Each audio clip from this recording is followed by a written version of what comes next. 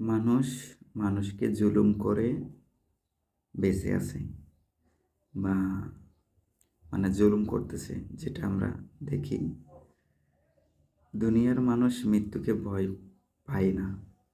যদি মানুষ মৃত্যুকে ভয় পাইতো, তাহলে কেউ কাউকে জুলুম করতো না বা জবরদস্তি করতো না বা দুর্নীতি করতো না, অন্যায় করতো না। আসলে মানুষ মুখে মাত্র মানে বলে, এটা করো না, ওইটা করো না, অন্যায় করো না। এটা তাদের মুখের ভাষা, কিন্তু নিজেরাই অধিকাংশ সময় অন্যায় করে, জুলুম করে, মানুষকে কষ্ট দেয়। যার যার একটা সৃষ্টিকর্তা আছে। আমরা বৌদ্ধ ধর্মের মানুষ যারা আছি, আমরা কর্মকে বিশ্বাস করি, বা অন্যান্য ধর্মের মানুষ আছে তারা সৃষ্টিকর্তাকে বিশ্বাস করে।